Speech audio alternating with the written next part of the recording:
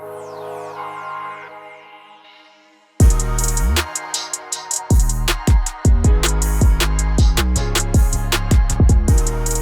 Jordan. What's up, Michael? We're matching black hoodies. I think this is your hoodie that you left at my house. I was going to say, that looks very familiar. I'm almost positive this is yours. Fear, anger, and joy levels 1 to 100. Go. This is going to seem like it's impossible. So joy is very high. Joy is like 100. Amazing. It was just outside with the girls, pushing them on the swings. They're just laughing, just having a great time. Joy is as high as it goes. That's like literally the greatest. Let's go. Anger. You're catching me literally right as I was waiting for the link to come in. I'm like, of course, scrolling on Instagram.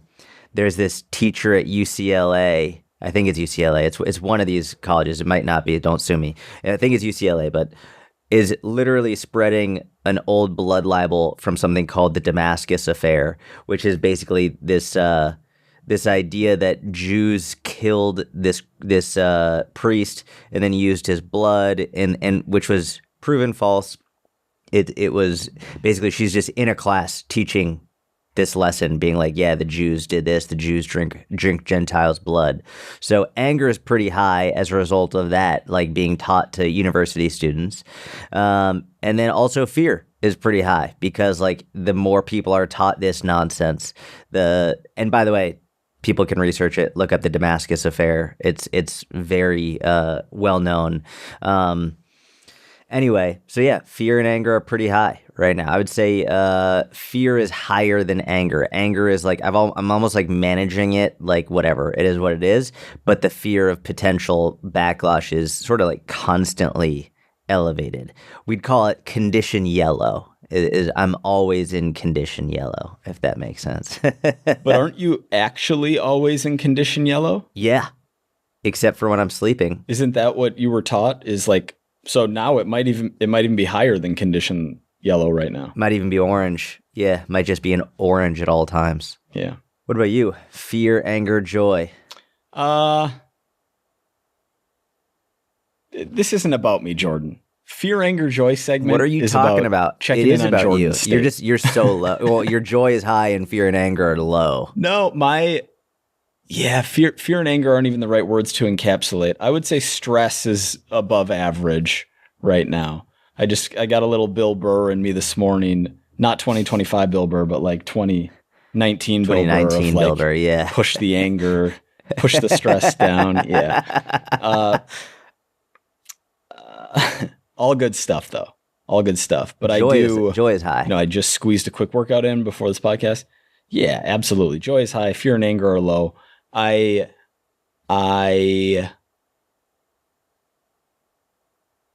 can't prove this, but chronic stress has a way bigger role than even the smartest people in the world believe on heart attacks. Yeah, I believe that. Like I can just feel that connection in like chest tightness and I'm not even that stressed. Blood pressure. Just high. My blood pressure's always good. I mean, yeah, maybe in the moment it spikes if you're feeling stressed. But like if you're chronically stressed, just blood pressure is just high. Oh, not me. In general, yeah, yes. Yeah, absolutely. Mm-hmm. Yep, yeah. That's right. Constantly. We started something called sleep training a few nights ago. And so that might be contributing, lack of sleep for anyone is rough, but I'm disproportionately soft when it comes to my sleep, I would say. What, like, are you radically changing the schedule? No, it's actually, it's going much better than I thought it would. Okay. Basically, our daughter sleeps great. My wife, I think, is right in her belief that she can't put herself back to sleep when she wakes up, and that we could help her be able to do that by doing some training. And so you let her cry for a couple minutes and then you go tap her and tell her she's okay. And from everything I read, I thought it was going to be kind of brutal, and I didn't think I'd be able to sit there and like listen to her cry. But she did really good. So I really can't complain. That's good. That's great. Learning how to soothe herself is super important. Yeah. Yeah. But if you read about it, there are people who are just like, yeah, you just throw them in the crib. Don't even like check the monitor and they'll be fine by morning. Yeah, that's crazy to me. I can't do that. Hours of just scream crying. I've heard stories of when that happens where it's like they're just letting them cry for a long, long time. And it turns out that the baby actually has an issue. Like a tongue tie, for example, is a really common one. I don't know if you've heard about that. But like the tongue is like, I don't understand exactly how a tongue tie works, but I think it's like overly attached to the mouth, which like is one of the reasons why they might be having a lot of distress and discomfort. So yeah, I mean there's a limit to how much crying I think is that I can handle as a parent. It's like, hey, I've got to go in and make sure you're okay. Yeah. Yeah. And they give you a schedule like every 5 minutes, then every 10 minutes, then every 15 minutes. And I'm just like, nope, we're going every 3 and then every 3 and then every 5 and then maybe every 10, but we'll like, and she's really not, she's like whimper crying. And okay. So she's not like super upset. No, she's like barely crying. She's just a little annoyed and like trying to get comfortable. Yeah. Got it. Anyway. Jordan, we have a sale for the Fitness Business Mentorship. Black Friday is officially upon us. $500 off of the initiation fee if you are looking to grow your online fitness business, or if you are an in-person coach looking to start an online fitness business, or if you're not an in-person coach and are looking to start an online fitness business, we might have a spot for you. If you apply at fitnessbusinessmentorship.com, you can find out if you're accepted. And the sale won't be going on too much longer. So Black Friday's underway. When is Thanksgiving in a week or 2 weeks? 2 weeks. 2 weeks. Got it. Okay. Man, I love Thanksgiving. It's one of my favorite holidays. Yeah? Yeah, dude. It's like one of the best holidays for sure. I don't know. It's like, it's the times when families get together and they have a bunch of food. I don't know. For me, it's one of like, in my opinion, the most enjoyable, comforting. Also, it's a little bit brisk in the air. It's a little bit chillier, sweater weather. I don't know. There's something about Thanksgiving that for me is like, yeah, this is my favorite time of year, favorite holiday. Yeah, I'm with you. I think Thanksgiving's definitely a top 5 holiday, possibly even top 3, arguably top 2, definitely top 5. What's your top 1? Best holiday of the year? Christmas. Christmas is the best holiday. Okay, got it. Yeah. And then I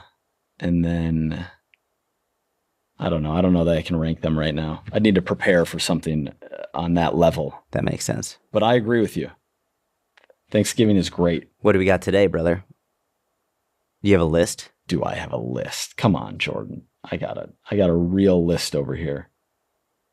Okay. You think that last week we talked about like the younger generation raw dogging life on the podcast? I still had it on my list. I don't know if we talked about it or not. We didn't talk about it on the podcast. We spoke about it on the phone. Ah, okay. Cool. I think. Yeah. I don't think we talked about it on the podcast. We'll be brief just in case we did. I came across a TikTok or a reel or something maybe a week or 2 ago, probably a YouTube short actually, of this girl, maybe 15, 16, 17, 18-year-old girl sitting in her room, like just sitting there staring off into space. And the words on the screen were, there was a timer on the screen actually counting down from 15 minutes, and it was in like super fast mode. And these youngins are like reverse engineering monk and meditative practices because they realize that constantly being bombarded with stimulus is bad for them. So it's just like stare at the wall for 15 minutes, and they call it raw dogging. And it's, quote, to fix their brain, which, look, if I'm going to get behind a mission, that's up there. I just think it's amazing that they call it raw dogging, because then I think about the people who invented meditation and the people who like really practice meditation and like how it's a very like, I don't know, it's almost like one of the most pure things that you could possibly do is just meditation. And they're doing it. They are meditating, but they've renamed it to something that does not have that pure connotation whatsoever, which is just ironically hilarious. Hilarious. Absolutely hilarious. Yeah. That led me to think of something I've been doing lately that I'm going to challenge you to give a try. It's going to be very difficult. Oh, geez. No stimulus car rides. So when you're driving somewhere, you don't have to go the whole way. Just start with a few minutes. But no music, no podcast, no audiobook, no phone call. Just drive and be present and be aware of what's going on around you. It's a real like reset of the brain. That doesn't sound fun to me at all. It's not fun. It's not for fun. I really enjoy audiobooks on my car ride. Like that's like I really look forward to that. The idea of just sitting there in silence as I'm watching other drivers go by and like sitting at the light watching someone texting while they should be like focused on the road. That sounds so bad to me. I think I'm just going to be furious. I would rather really listen to a great book. I know you would rather do that. I would rather do cocaine than like, I don't know, do manual labor. But like, we don't just do whatever we want at all moments in this life, Jordan. By the way, I'm not a cocaine guy. Never was. All right. What I can do is I can promise I can do like a minute.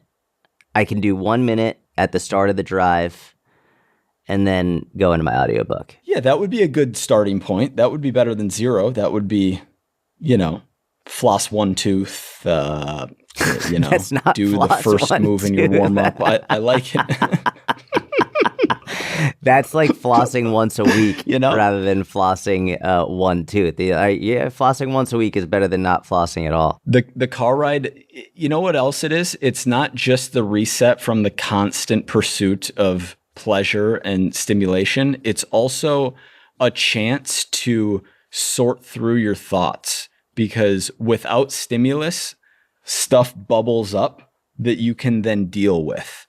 And maybe introvert versus extrovert differs in how we process things, and like maybe it would be less beneficial for you. I don't know. But I know on like historically young Jordan and even now impulse control level, I know that if you could do this for a few minutes in the car, you would reap benefits. So what, instead of 1 minute, you want me to do 3 minutes? I love What's how the minimum task-oriented time you are on frame this. you would be okay with me doing? What's like your minimum? You're like, yeah, dude, I'm proud of you. There's no minimum. I'd be proud of you if you gave it your best effort. Well, if I give it my best effort, I'm going to do it for an hour and a half. Wow. Because I have like an hour and a half car ride. If I like go like really hard, then I would, but that would be a really terrible car ride and I would be furious. It wouldn't be good by the end of it. I would be really angry. I don't think you'd be really angry. I think you would actually feel better. But do it on a 15-minute car ride. We'll see. I'm not going to make any promises. I promise I will do it for at least 60 seconds, maybe up to 3 minutes. Good. All right, I'll take it. Next topic.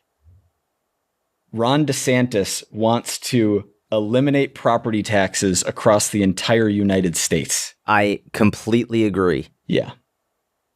I just thought it was interesting because you've had a vendetta against property taxes, and I'm not a fan of property taxes.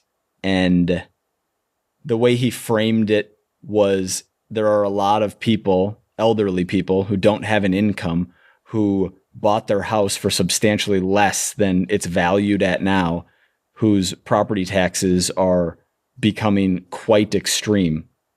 And almost that you don't actually own the piece of land or your house if you have to continue paying the government a fee year over year in order to occupy that space. That and whether it's abolishing them or you're guaranteed, like you get you don't have increases in your property taxes. That's one of the major issues as well, where it's like, hey, you can get locked in at whatever you're paying right now.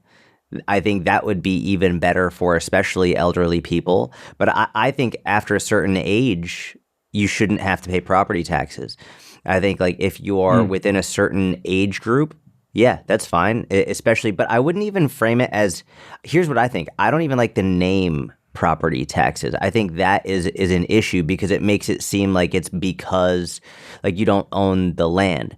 I think they should rename it to make it something to the effect of like school, roads, firefighters, cops, like make it so that it's more understanding of, hey, this is what it's going towards, and this is like what the benefits you get of living in this area.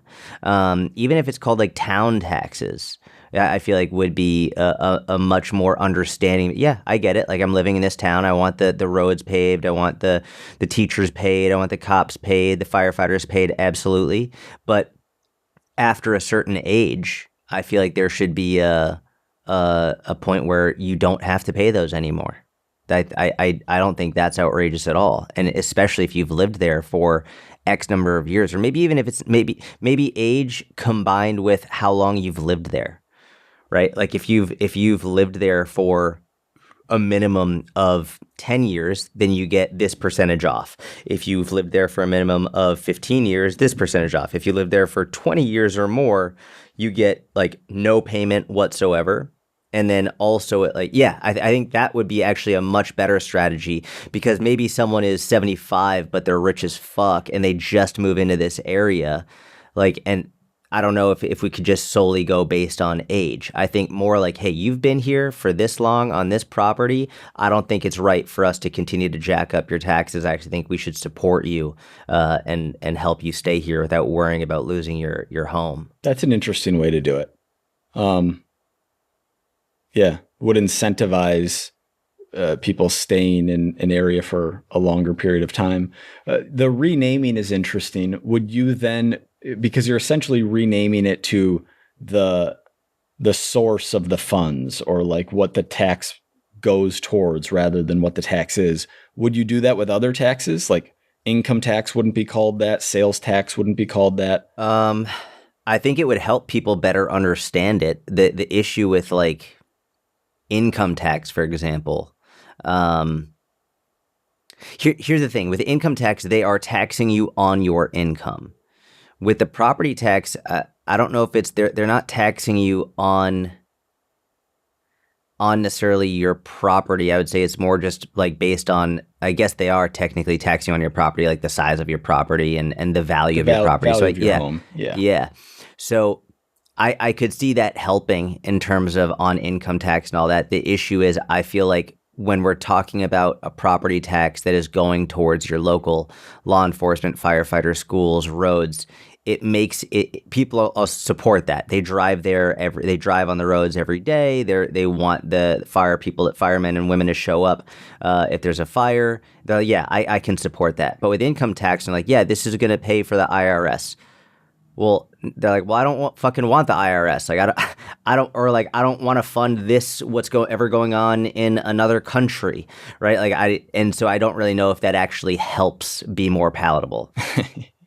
Well, you're saying it wouldn't be more palatable to rename the income tax this goes to a foreign country? That wouldn't go over well in this current climate? You know, I really don't think it would. I really think that might be a negative. A net negative as opposed to just calling it the income tax. Yeah, exactly. Yeah. I think you're probably right.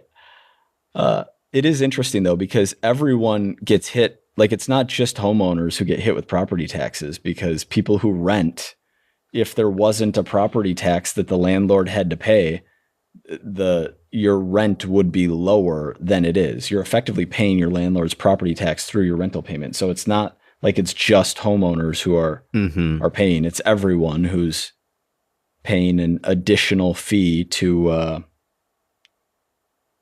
yeah. And you know what? It is proportionate to how big a bite you want to take in terms of lifestyle. Like, if you want to rent a $1,500 apartment compared to $1,500 a month apartment compared to if a $5,000 a month apartment compared to having a mortgage where your monthly payment with escrow and everything is thousands and thousands of dollars. Like, yeah, I might be going the other way right now. You renaming it might have just swayed me. Now, what I would need to see is an actual like financial statements of the state, like P&L, cash flow, balance sheet, and see that like, okay, are these funds actually being used appropriately and efficiently to schools, roads, cops, and how much corruption, how many programs that like I disagree with, what percentage of the money is being used in a way that's beneficial, which is subjective, obviously, but yeah. I know that would be a huge issue because I have a buddy who's a firefighter, and he was telling me, and he's a firefighter in Massachusetts. Actually, the guy who says 8 minutes a day on his phone. 8 minutes. And he was telling me that what like the starting salary for a firefighter was and like where it goes to throughout their tenure as a firefighter, and it was so bad. But then to make it worse, he was telling me about what the people who are not firefighters, but the people who are like in charge of the firefighters make. And because I think it's all publicly available information. And he's like, basically the people who are running into burning buildings are on poverty level, or barely above poverty level income, whereas the people who are telling them to go into these burning buildings and who are in charge of these areas are making hundreds and hundreds and hundreds of thousands of dollars, which is really? Like if you see that in your like where the distributions of funds, now all of a sudden I'm gonna be furious and be like, hold on, why am I paying this much for these firemen and women to come into my home and save us, God forbid, but they're not the ones getting the money? Why is the person sitting behind the desk making all this money and on like multiple vacations a year, da da da da da da? And meanwhile, the firemen and women can't even afford to pay their rent, and they can't afford to put food on the table. Like that, I think it would be a serious fucking outrage publicly. Which, by the way, I think it should be. I think that should be an outrage. I think that should be something that people are actually protesting, that people should be very well aware of. But yeah, that would cause a big shitstorm. The majority of firefighters in the state of Minnesota are volunteers. I mean, that's incredible for that. Like, what great humans Yeah, to so do not that. paid anything. Yeah, I would rather they get paid. Like, hey, it'd be nice if they say like, hey, I want to volunteer, and once they go through all the training and all that stuff, then they're like, we're going to surprise you with this $100,000 bonus check because you volunteer to run into burning buildings to save people. Like, they don't advertise it, but here's a bonus check, and by the way, you get XYZ insurance covered, you get like all this stuff. You should have, if you're volunteering to do that, you should be getting some insane benefits. That'd be cool. I'm with you. Mike and Jordan, I've been going back and listening to some of your old episodes. Early on, you said this a lot, but I'm not sure I've heard you talk about it recently. If you started over again from scratch, would you still go back to website articles as the number one priority and focus? Thanks, gentlemen. Always love and anticipate your episodes each week. Mike C. Website articles. It's a really good question now. Almost 2026. Just very different time. I probably wouldn't go back. Here's the thing. We still largely benefit from the website articles. Whether it's from Google SEO or even from SEO that's done on AI. What I would probably do is I probably wouldn't go back to website articles realistically. With all the knowledge that I have, I probably wouldn't go back to spending 20 hours a week to create one article. But we're assuming you don't have that knowledge yet, just a heads up. Like, you don't have your brain now. You're restarting. So think of yourself as more like beginner coach. Oh, I thought that I thought that I would have that brain. I thought like with all the knowledge that I have, if I had to start over completely, what would I do now? Maybe he meant it the way you're understanding it, but I'm just going to change it. Like, you're not you now, you're you back then, but in today's landscape. I mean, what I'll say is this: I'll sort of play both. I'll say aside from the SEO benefits and aside from the organic reach benefits, the main benefit of writing website articles is how much you learn from writing website articles. You learn way more from spending 20 hours a week thinking, researching, writing, and publishing an incredibly depth website article than you do from making an Instagram video. You just learn way more. Having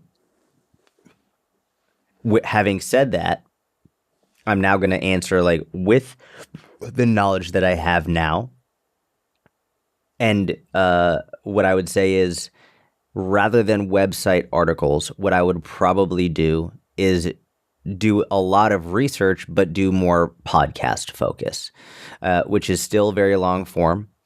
And I would record them both audio and video, and get the transcript. I would put all the transcripts into article format so that I get the entire article essentially written for me from my verbal, from my audio, publish those on my website, but then also be able to distribute clips from the podcast across platforms. And what's nice about that is many things, not least of which, ironically enough, going back to the beginning of the conversation, when people are driving, when they're cleaning, when they're working out, they can listen to you. They can hear what you're saying. And here's the thing that you have to understand about a podcast in this format. It's not go on and just randomly shoot the shit. This is a preparatory podcast where you have the idea of what it is you're going to talk about, and you clearly outline, this is the topic of conversation. These are all of the points that I'm going to bring up, and essentially outline it in the same way you'd outline an article. You have different subsections. You discuss the nuance. It's very clear and straightforward, and you educate people through that. I think it actually does create a deeper connection with the listener, and it provides more people with an opportunity to learn from you without them needing to sit down and read a 10, 15, 20-minute article that they would have to take the time to do that. So you still get the benefits of learning and studying and researching and preparing without needing to necessarily spend as much time editing, which I do think is important, but not as important, and without as much time formatting, which is just obnoxious in website articles. There are sometimes I'd spend a couple hours trying to format pictures, it was really annoying. But you get the benefit of using today's mediums more efficiently than you would solely from the website articles. So if I was going to go back wanting to build my knowledge up on fitness and coaching while also what I believe to be maximizing my ability to reach people where they're at, I would probably start with very in-depth, long-form podcast with a lot of preparation ahead of time. I like it. One of the benefits that you highlighted is it's easier to repurpose podcast, like a video podcast, into shorter form clips, reels, etc., than it is to repurpose concepts from within an article into short form content. You still can. There's going to be 5 to 7 like ideas, bangers in there, whether it's for tweets or a reel that you can make on that specific part of it. But it's more seamless to do from podcast. Now, that being said, a few important things. Podcast doesn't mean what you and I do, where we just sit here and like have a conversation. The podcasts you're describing are like writing an article in the amount of effort and research and preparation that goes in before, and then you're delivering on podcast. Two, I'm not 100% certain of this, but I think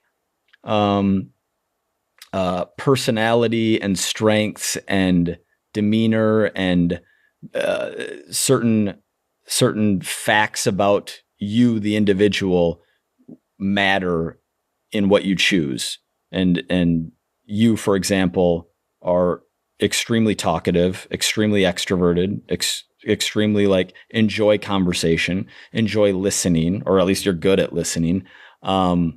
Whereas I know many people who not only wouldn't be as good at it, but also wouldn't want to do it and would be stronger with the written word. Yeah. So what would I do? I would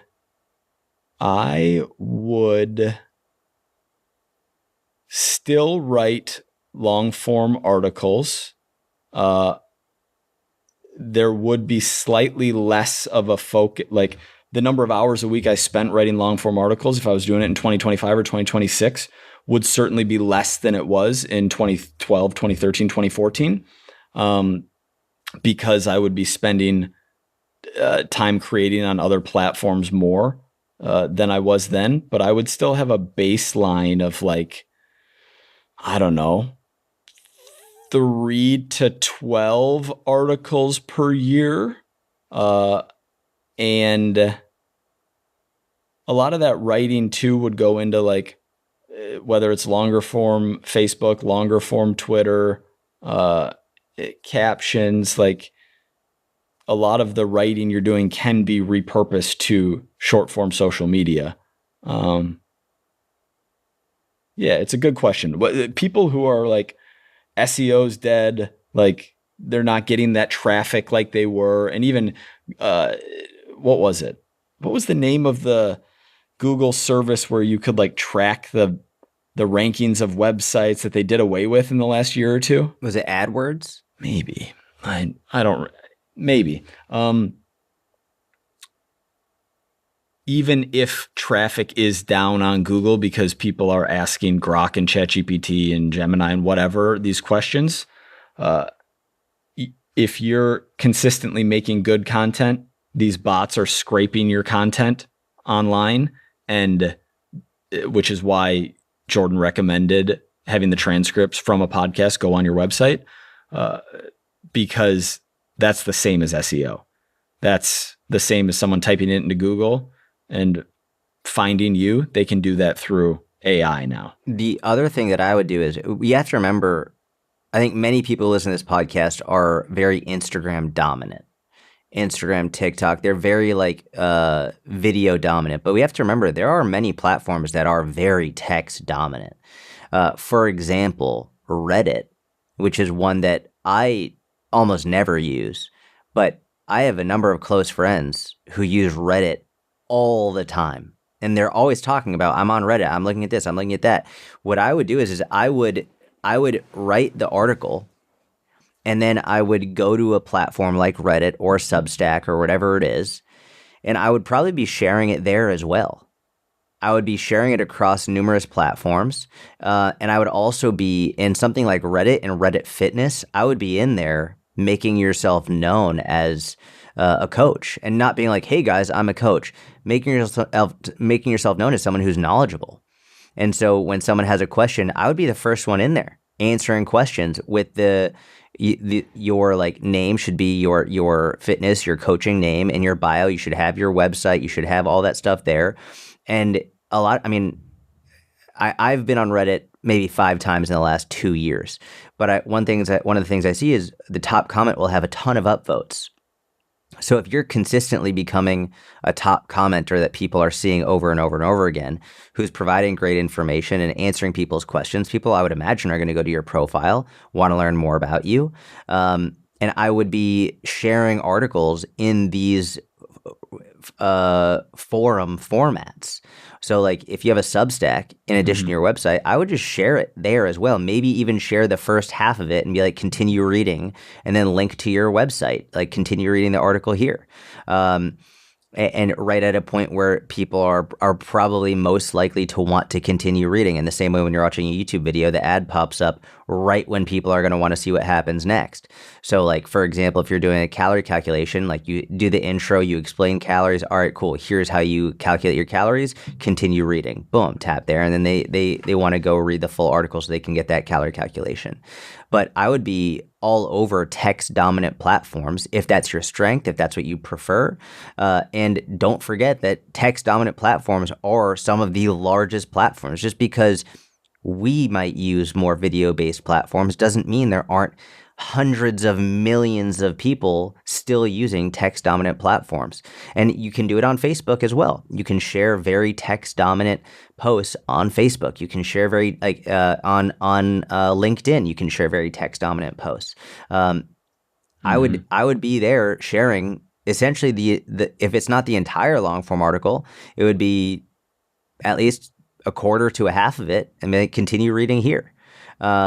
And then making yourself very visible as someone who's very kindly and professionally answering questions to help people who are struggling. Yeah. Really, really well said. I mean, you might be thinking, well, are people really reading compared to consuming video? One, yes. Look at the size of these platforms that are text dominant. Two, back to our earlier conversation, Generation Alpha is raw dogging life. They're going to be reading books better than we ever did in the next few years. Possibly, potentially. You also mentioned an important thing, and this will be the last thing I say on this question, which is insert yourself in the community and genuinely try to help the people and form bonds and relationships in that community. Don't make every post about you or every post a link to your stuff or like be promotional or like go for right hooks or sales.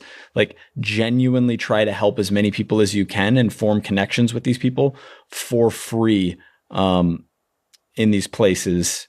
And good things are going to happen over time. So I just quickly looked up. I Googled this. I said, what are the biggest text dominant social platforms? So a bunch came up. We've got Facebook with over 3 billion monthly active users, 3 billion. And like people say Facebook is dead. It's not. I'm on there relatively frequently. People are always going off. And it's funny. I didn't think about it, but now that I'm processing it, I read a fair amount on Facebook. Like someone will write a long post, I'll read it if it's interesting to me. WhatsApp has 3 billion monthly active users. And then we have WeChat. We have Telegram is a huge one. I get people talking about it all the time, and I don't use it, but I know 1 billion monthly active users. The next one is Reddit, 765 million monthly active users. I mean, the idea that text is dead is wrong. And if you prefer not doing audio, not doing video, go to a text dominant platform, and it provides you many, many benefits. But one of the biggest ones, especially with something like a Reddit or a Facebook, is you have your own profile where you can post what you want so people can go there and see it. And whether it's linking back to your website, your coaching pages, your YouTube, your podcast. I mean, if I was going to start over again with the knowledge that I have, that would absolutely be something that I do. If I didn't have any clients and I was looking for ways to get clients, I would go to a forum-based text app and be helping people for free, making myself become one of the top contributors of when people have a question, they eventually want to tag me because they want to know what I think about their deadlift technique or about their calories and macros. Is this the right amount? I'd be going in and helping everybody for free. So eventually people are like, I want to know what Jordan Syatt says about this. And that process can take a year, 2 years, 3 years of you showing up every single day. But that would be I actually think that would be the quickest way to get new clients is by being a very active individual on one of these text-based platforms. Scale the unscalable, 100%. Could not agree more. I can't believe that Telegram has more monthly active users than Reddit. Yeah, dude, I was shocked when I saw that. But everyone I talked to, not everyone, a lot of people I talked to, hey, you're on Telegram? Are you on Telegram? All the time. And I have the app, but I don't use it. I've never logged in. Isn't Telegram just like a encrypted messaging platform? No, that's what I thought too. Okay. Telegram has your own channels, chats, text messaging. So I know a lot of people use Telegram as a way to like post. Like essentially you could post your own shit on there. So like, you could have your own profile and like post your own stories and your own posts, all of that stuff. So it's far more in depth than I think we realized. Wow. All right. I don't think I need another app in my life. I think I'm closer to smashing my phone and living outside than I am to adding more apps to my life, but maybe I'll check it out. I might fuck around with Telegram. Hi, Mike and Jordan. I've been a silent listener for years. Love the podcast. I was having a conversation with a potential client about what they were looking for in a coach since they asked me what my coaching style was. They said they want a coach who will change things up on a weekly basis, if needed, if they aren't seeing progress. They have fired several coaches who told them they need to wait up to 4 weeks in order to know if a change needs to be made. I did tell them that they would probably fire me because I would most likely say something similar depending on the situation. I was surprised by this because they seem to have a good head on their shoulders regarding everything else we talked about. This just seemed like the one area we didn't see eye to eye. I am just curious if you have any insight on how to handle this sort of pushback. Thanks, and I appreciate you both, Rachel. Great question. It's funny. We spoke about this on last week's mentorship live Q&A to the effect of how do we know if someone's going to be a good client to take on or not? And like through the weeding process of, we ask a number of questions to figure out if they're going to be a good fit. One of the main ways to know if someone's going to be a good fit or not is if they say they've had numerous coaches and like they talk shit about them and they fired all of them. And especially in this situation, you fired all of them because they said you have to wait, God forbid, 4 weeks. Like I want a coach who's going to change it on a weekly basis if I'm not making progress. It's a misnomer. You don't know if you're making progress on a weekly basis. That's insane. So I wouldn't take this client on because that would be, I would say if I didn't need the money, I wouldn't take this client on. If every cent is massively important to you right now, which is very valid to many people, and that stress of taking on that client is worth it, then I would. With that being said, that client is also more likely to be the one who says, I want a refund. Then you got to fucking deal with that nonsense. I would be outrageously forthright and say, I'm going to be very honest with you. I think your prior coaches were correct. I'm not changing things on a weekly basis. We don't measure progress on a weekly basis. And I would say, and just so you know, if we decide to work together, I will not be doing that. It will be on a month-to-month basis, and I do not offer refunds. So if you want to work with me, and this is what we decide to do this together, there is zero chance of a refund. I would make that so abundantly clear at the very beginning because I don't want you to have to suffer through that horrible situation. And then from there will be some headbutting and being like, I told you, we're not changing things on a weekly basis, not on a every 2 week, not an every 3 week. And quite frankly, 4 weeks is still pretty damn fast to be changing things. But I also want to be tracking, your consistency, right? So if it's not working after 4 weeks, but you haven't once sent me pictures of what you're eating, you haven't been tracking your calories. I told you to get a food scale, but you haven't sent me a picture to show me that you've actually gotten a food scale. Like you haven't shown me like when you've been eating out 7 times over the last 2 weeks that like what the meal was. It's like, I'm not changing it if you haven't been communicating with me and telling me what and giving me what I've requested of you. So I'm not going to change stuff just because you say. If you want to work together, you are handing me the reins to make the decision that I decide is best. In other areas of your life, you might be the boss, but right now, sort of like with Gary, I'm the CEO of your body. I'm telling you what to do, and if that doesn't sound like a good fit, great, find another coach. I'm sure you can find someone willing to take your money who will do whatever you want, but that's probably not going to be the coach who's going to help you achieve the results that you want. So that would be how I handle that situation. I think that's perfect. It's very rare, and speaking from decades of experience, it's very rare to know with certainty when someone applies for coaching what kind of client they're going to be. I used to think it was more predictable than it is. It's not. Some clients you think are going to be incredible and they're difficult. Some clients you might come off as difficult during the application process and they end up being incredible. This is one situation where we know for certain this is going to be a difficult client. So if that is worth it for how much you're charging and knowing the amount of headache that is going to happen down the road for you, cool. You can absolutely take this person on. If you'd rather not, then don't take them on. But yeah, making all of that clear up front. And by the way, clients requesting refunds is extremely rare. Like, it is rare, but with this person, with this like up front, I'm like, this is the one type who's of person ask. who would do it. Absolutely. Yeah. So I think you do throw just context though. Like most clients don't. Yeah. This is the type of person who would.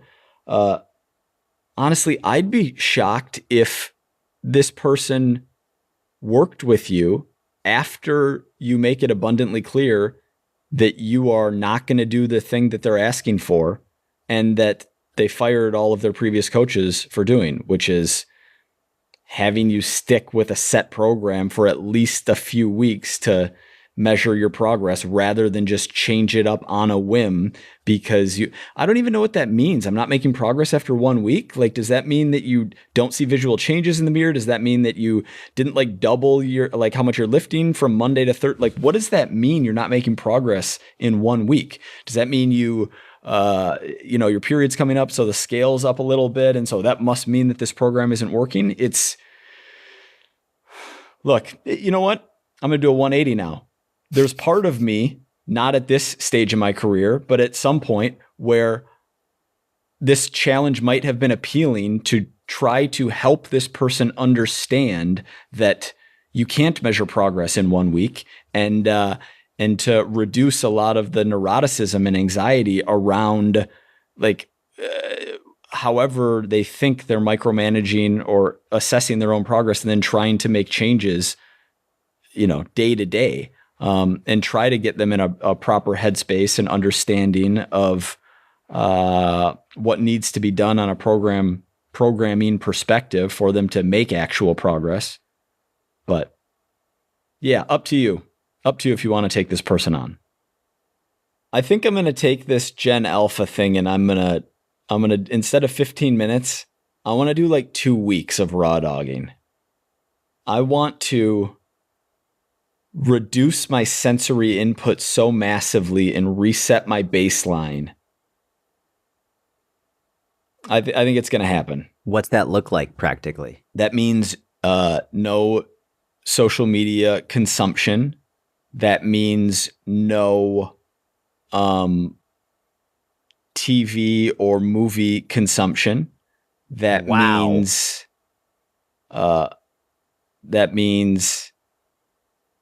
what are minimum effective dosage of caffeine, like very little caffeine, enough to, I've done zero caffeine. I'm not great on that. I wouldn't be enjoyable on the podcast. We're not going to do zero caffeine, but that will be like a little bit of my enjoyment. What else? Doing harder things, reading. What else? Yeah, training hard, getting steps in, pursuing hard dopamine rather than cheap dopamine. Good for you, bro. That's incredible. I'm just not there. Don't good for me yet. I haven't done anything. I'm not there either. I just said the words. I could have. I could say I just ran an hour 45 marathon. I didn't actually do anything yet. Just the fact that you're there. I'm not there. I just have an idea that I've had 15 times in the last 5 years. Maybe more. Have you been meditating at all? Have you been raw dogging? I have been doing some raw dogging. Yeah, I've been meditating. That's amazing. Yeah. My prefrontal cortex, I don't know if it was always unhinged, but it definitely has become so basically since COVID, I would imagine. Basically since vertical video was introduced and mindfulness practices have been proven to increase gray matter in the prefrontal cortex, just give you more impulse control. And so I've been doing a little bit of that, nothing crazy. Do you keep your eyes open when you meditate or closed? I close my eyes. Okay. Is eyes open meditation a thing? I mean, I've seen some raw dogging posts where their eyes are open, Oh yeah. and like there's walking meditation Yeah. where like you're walking while you're Yep. meditating. So I would imagine they're, keeping their eyes open while they're walking. But yeah. Yeah. Hard reset. I'm seeing a real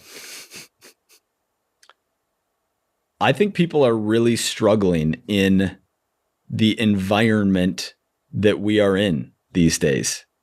I really do. I see screen time up across the board. Absent GLP-1s, I don't even know what obesity would look like in the US right now. Yeah, dude, people are struggling. I've said this a fair amount over the last few years. I think we are, from a country perspective, populist perspective, I think we're more divided now than we were immediately pre-Civil War. I'm watching this great documentary right now about the lead up to the Civil War and like what the arguments were. And it's funny, like it was serious. Obviously it was serious, but it wasn't. Slavery was obviously the driving force, but there were also major economic issues that were driving that ended up leading to the Civil War, like major economic issues. And what's crazy to me is that the vast majority of people, the overwhelming majority, agreed that slavery was bad. It wasn't even like it was 50-50 that were like, hey, 50% believe this. That wasn't the case. There were even, I think it was like 15% or less of Southern citizens were slaveholders. Like, and a lot of that was driven by poverty, and often because, I mean, if you have quote unquote free labor, well then, which by the way is slavery, if you have free labor, then you don't have to pay people in order to work, which means that the other people who are living there who are not slaves have trouble getting jobs to get paying jobs because the slaves are working for free. So there were major economic issues, but the point being that the vast majority of people, especially the vast majority of people who were not in power, didn't agree with slavery. Now, bring that to today, the disagreements are vast and dramatic. There are numerous vitriolic disagreements that people have that are just, people are furious about them. And so I believe that the only reason we aren't in a civil war is basically because it doesn't make sense to be at least not in a civil war in the way that it was executed in the 1860s. You could say we're in a civil war, like a propaganda war, a virtual war, but like an actual fighting war, it doesn't make sense demographically, geographically. I mean, I think, and this is only one aspect, but to your point, people are struggling because it's constantly in our faces. These disagreements are just yap, right in your face. You're evil, this, da. It's like people are struggling. I completely agree. It's really bad. Yeah. I like the angle you took because I agree with you. And that is another way they are struggling. I was thinking more in terms of loneliness / overconsumption of tech / ultra processed, like calorically dense foods.